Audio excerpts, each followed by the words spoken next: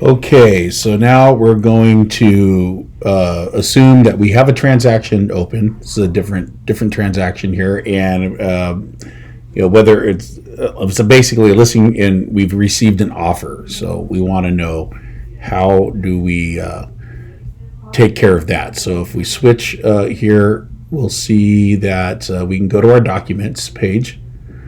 And actually, what we're going to do, this is a transaction that I did not input any of the information in, as far as the buyers, the sellers, the address, et cetera, et cetera. It's just got a fake 103 East Tehachapi Boulevard name for the transaction.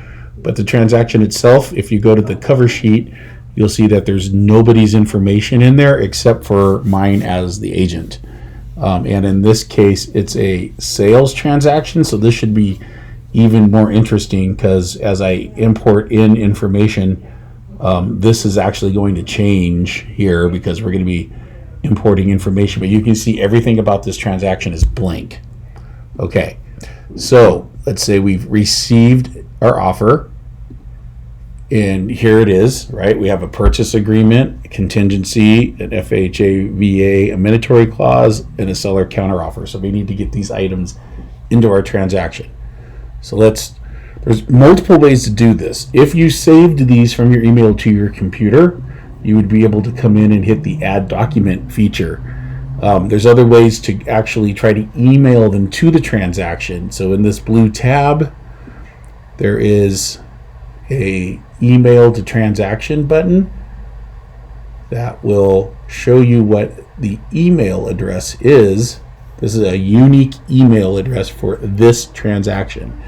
And if you email or forward those sales documents, it will create a new folder called Inbox and place them in there.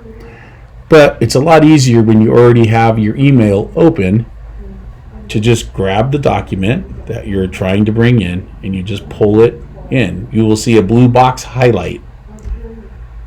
Once that happens, it'll say, okay, this is the name of the file. So this file name here will match the file name that was in the email. And then the display name is how you want it to look in your transaction. So you might just want to say RPA or residential purchase agreement or whatever you want. If you wanted to put a description that said, this purchase agreement was from X realtor or X client, right? X buyer. If you had multiple offers coming in, you can put the buyer's name here. You can put a description in. You get the OK tab. It's going to import the document. Now, this is a very smart program. Zipforms is a very smart program, and it can read PDF files, and it sees that there are locations throughout the entire RPA that can take input. Like every time it's defaulted at 17 days for a contingency where you can write in a number of more days, that's a file. That's a placeholder. The price of the home is a placeholder. The close of escrow date is a placeholder.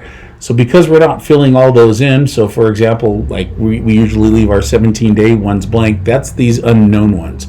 But the areas where we are filling things in are picking up the data that we put in, like that this offer had a sewer scope, a pest inspection with Section 1 clearance.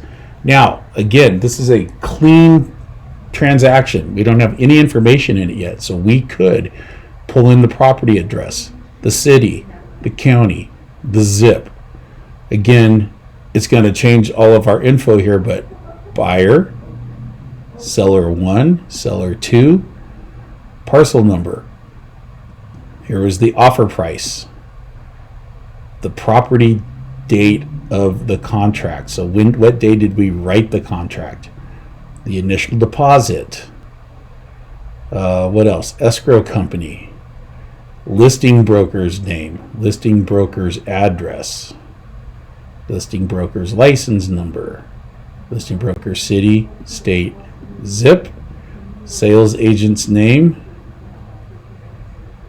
Right? So all of this info we could pull in. And then what will happen, this is actually really cool here. Okay, now I'm going to hit the import button.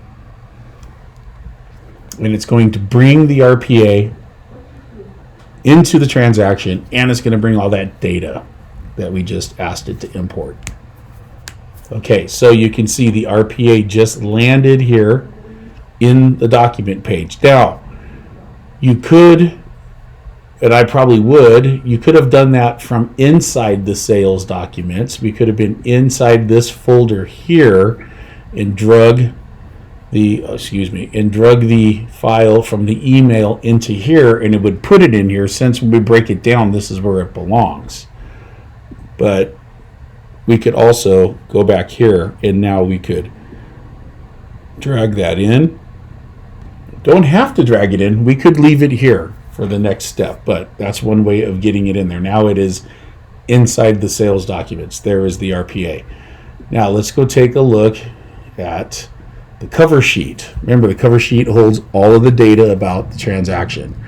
We imported a whole bunch of data. So now we have address, city, county, the state, I guess we didn't grab, but boy, we can put that in real easy. There's your parcel number. There's your purchase price, contract date, EMD, right? First American Tehachapi comes in as your escrow company. Now we have the seller side, right? So this has actually got a little bit mixed up. This should have been up there. These should have been flip-flopped, but it started bringing in a lot of that information. I just wanted to see how you guys can see how that will bring in information.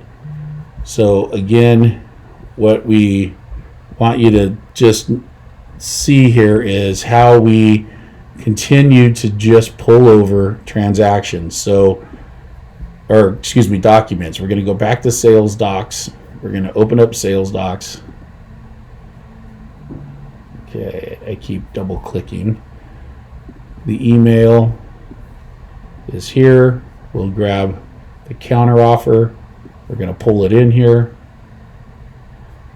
Okay, the file, that's not the display name we want to see. We want to see seller counter offer 1. So it's going to take that file, which has a name of 21_1, and it's going to rename it as seller counter offer 1. Again, it's going to give us the opportunity to upload or import data again. Okay, or we can skip that. And then it's going to bring that document in, and it's going to call it seller counter offer 1, SCO1. There it is right there.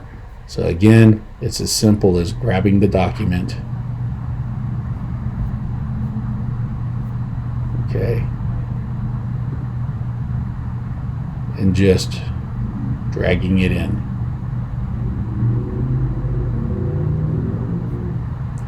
So again, contingency for the sale of the buyer's property. We know it is the form COP.